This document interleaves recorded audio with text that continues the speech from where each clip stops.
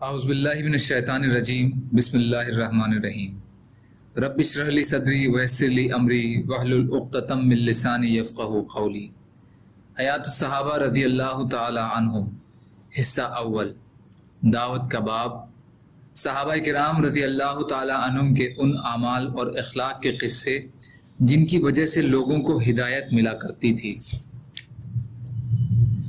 حضرت زیاد بن جزا زبیدی کہتے ہیں کہ ہم نے حضرت عمر رضی اللہ عنہ کی خلافت کے زمانے میں سکندریہ کو فتح کیا۔ آگے تفصیل سے حدیث ذکر کی ہے، اس میں یہ بھی کی ہے کہ ہم بلہیب بستی میں ٹھہر گئے اور ہم لوگ حضرت عمر رضی اللہ عنہ کو خط کا انتظار کرتے رہے، یہاں تک کہ حضرت عمر رضی اللہ تعالی عنہ کا خط آ گیا جو حضرت عمر رضی اللہ عنہ نے پڑھ کر ہمیں سنایا۔ اس خط میں یہ مضمون تھا: اما بعد، تمہارا خط ملا جس میں تم نے لکھا ہے کہ سکندریہ کے بادشاہ نے تمہارے سامنے اس شرط پر جزیہ دینے کی پیشکش کی ہے کہ ان کے ملک کے تمام قیدی واپس کر دیے جائیں۔ میری زندگی کی قسم، جزیے کا مال جو ہمیں اور ہمارے بعد کے مسلمانوں کو مسلسل ملتا رہے گا وہ مجھے اس مال غنیمت سے زیادہ پسند ہے جسے تقسیم کر دیا جاتا ہے اور پھر ختم ہو جاتا ہے۔ تم سکندریہ کے بادشاہ کے سامنے یہ تجویز رکھو کہ وہ تمہیں اس شرط پر جزیہ دے کہ تمہارے قبضے میں ان کے جتنے قیدی ہیں ان کو مسلمان ہونے اور اپنی قوم کے دین پر باقی رہنے میں اختیار دیا جائے گا۔ ان میں سے جو اسلام کو اختیار کرے گا وہ مسلمانوں میں شمار ہوگا، مسلمانوں والے سارے حقوق اسے ملیں گے اور مسلمانوں والی ساری ذمہ داریاں اس پر ہوں گی۔ ان میں سے جو اپنی قوم کے دین پر باقی رہنا چاہے گا اسے اتنا جزیہ دینا پڑے گا جتنا اس کے مذہب والوں پر مقرر کیا گیا ہے، اور ان کے وہ قیدی جو ملک عرب میں پھیل گئے ہیں اور مکہ، مدینہ اور یمن پہنچ گئے ہیں ان کو واپس کرنا ہمارے بس سے باہر ہے، اور ہم کسی ایسی بات پر صلح نہیں کرنا چاہتے ہیں جسے ہم پورا نہ کر سکتے ہوں۔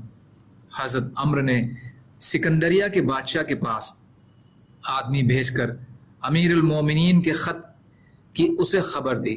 اس نے کہا مجھے منظور ہے۔ تو ہمارے قبضے میں جتنے قیدی تھے ان سب کو ایک جگہ جمع کیا اور وہاں کے عیسائی بھی جمع ہو گئے جو ہمارے پاس قیدی تھے۔ ان میں سے ہم ایک آدمی کو لاتے، پھر اسے مسلمان ہونے اور نصرانی رہنے میں اختیار دیتے۔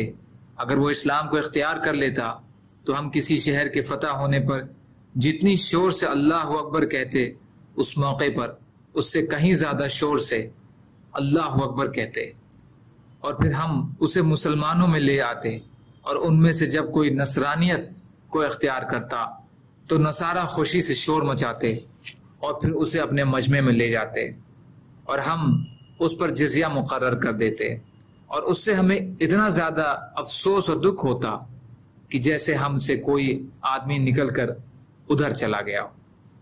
بس یوں ہی سلسلہ چلتا رہا یہاں تک کہ ابو مریم عبداللہ بن عبد الرحمن کو بھی بیچ میں لایا گیا۔ قاسم راوی کہتے ہیں کہ میں نے ان کی زیارت کی ہے۔ اس وقت وہ بنو زبید کے سردار تھے، تو ہم نے ان کو کھڑا کر کے ان پر اسلام اور نصرانیت کو پیش کیا۔ ان کے والدین اور بھائی نصارہ کے اس مجمع میں موجود تھے۔ انہوں نے اسلام کو اختیار کیا۔ ہم انہیں اپنے میں لانے لگے تو ان کے والدین اور بھائی ان پر جھپٹے اور ان کو ہم سے چھیننے لگے۔ اسی کھینچا تانی میں انہوں نے ان کے کپڑے پھاڑ دیے۔ بہرحال ہم ان کو مسلمانوں میں لے آئے اور وہ آج ہمارے سردار ہیں جیسے کہ آپ دیکھ رہے ہیں۔ حدیث کا مضمون آگے بھی ہے۔ تبری حصہ 4 پیج نمبر 227۔